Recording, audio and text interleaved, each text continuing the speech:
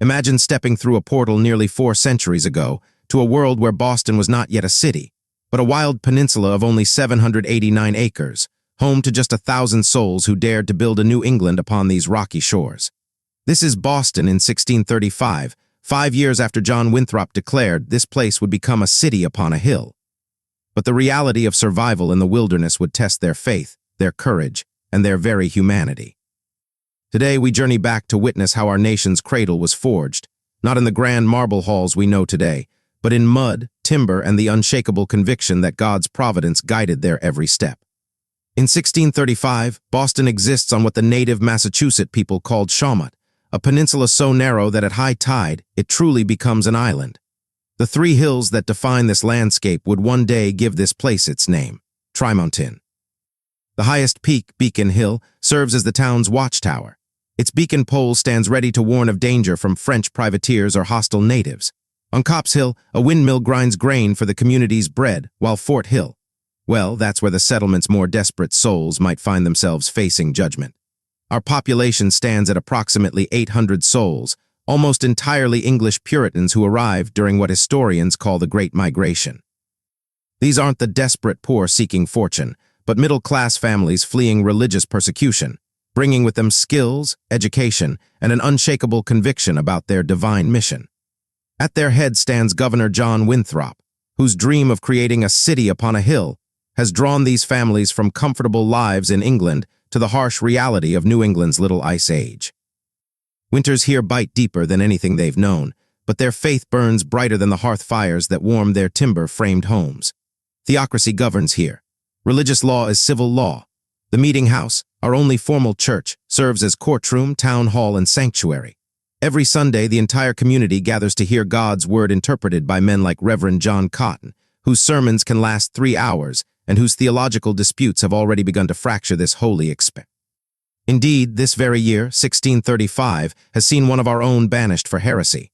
Roger Williams, a minister whose ideas about religious freedom and fair treatment of Native Americans proved too radical even for us, now faces exile in the wilderness beyond our borders. Let's begin our journey where Boston begins, at the harbor. Here, where Faneuil Hall will one day stand, wooden wharves stretch into the Great Cove, built by men whose hands know the feel of oak timber and hemp rope. Small merchant sloops like the Defense arrive weekly from London, bringing vital supplies and sometimes new settlers. The air hangs heavy with the scents of the sea, salt spray, tar from the shipyards, and the distinctive smell of fish being prepared for the long voyage to Barbados and the Caribbean. The harbor bustles with commerce. Here, Thomas the Cooper shapes barrel staves with practiced precision, while across the wharf, blacksmith William forges tools and hardware essential for survival. This is where Boston's economy takes shape. 1 musket barrel, 1 iron pot, 1 barrel of salt fish at a time. Follow the muddy cow path from the harbor, what will one day become State Street, and you'll find yourself at the heart of our settlement. This is the first church, built just 5 years ago and already showing the wear of harsh New England weather. Its mud and stick walls will be replaced this winter with proper timber framing, but for now, it serves as both sanctuary and seat of government. Look closely at our homes, and you'll see the architecture of necessity. These houses follow the first period New England style, heavy oak timber frames joined with wooden pegs, walls filled with wattle and daub, and small diamond-paned windows of imported glass that cost more than a month's wages for most families. The Parsons family represents our typical household. Goodman Parsons wears the somber colors required by our religious authorities: black woolen jacket, white linen collar, and a hat so high it seems to touch heaven itself. Goodwife Parsons, modest in dress with her hair completely covered by her coif, manages both household and garden while her husband tends the community's livestock. Inside their home, comfort is relative. A single stone hearth provides heat and light for the entire family. Meals are cooked in iron pots over open flames. Furniture is simple and sturdy rope beds, a few wooden chairs, and chests that serve as both storage and seating. Just beyond the town center lies our common, established just last year in 1634. This 50-acre pasture serves multiple purposes vital to our survival.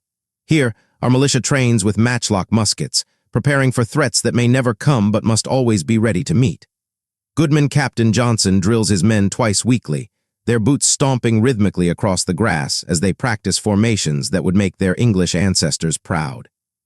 But the common serves a more peaceful purpose as well, our cow pasture. 70 head of cattle graze here daily, tended by boys too young for heavy labor but old enough to learn responsibility. The milk from these cows supplements our diets with precious protein, while the leather from our cattle provides materials for shoes, harnesses, and the countless small goods essential to frontier life. Our marketplace operates differently than you might expect. With coins scarce, we barter. A bushel of corn might buy you a pair of shoes. 3 musket balls could purchase a day's worth of vegetables. Goodman Whitman's leather goods trade not for money, but for labor, food, or services needed by the community. This year has seen the establishment of our Latin school, the first free public school in all of New England. Master Philemon Pourmont teaches Latin grammar and arithmetic to boys from families both rich and poor, though our society is such that few families are truly either. Education, our leaders believe, is essential for creating a society governed by wise, literate citizens. Transportation in 1635 Boston means traveling by foot, horseback, or small boat. The single main road, our High Street, runs from the harbor past the meeting house to the common, and beyond that becomes a barely defined path leading to what few neighbors we have. To reach our nearest neighbors in Charlestown, one must cross the narrow Boston Neck at low tide, then take a small wherry across the harbor. This journey, which today takes 20 minutes by car, in 1635 requires careful planning around tides and weather. The seasons define our lives as nothing else can. Autumn brings the frantic harvest, root vegetables buried in cellars for winter survival, meat preserved through salting and smoking, and wood cut and stacked against the coming cold. New England's Little Ice Age means winters here are longer and more severe than anything our settlers experienced in England. Inside homes like the Parsons, winter means crowding together for warmth. A single hearth fire serves as kitchen, heating system, and light source. Evenings are spent in candlelight, tallow candles if one is fortunate, rush lights made from dried plants if not. Children learn to read by this flickering light, while fathers repair tools and mothers spin wool for the family's clothing.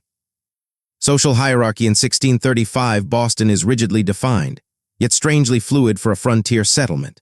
At the top stand our magistrates and ministers, men like Governor Winthrop and Reverend Cotton, whose black robes and high-collared shirts mark them as authorities both temporal and spiritual.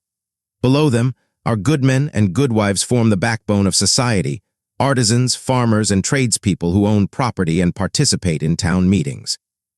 The Parsons family, for instance, employs young Thomas, an indentured servant whose 7-year contract will buy his passage to this new world and provide him with skills and land upon completion of his service.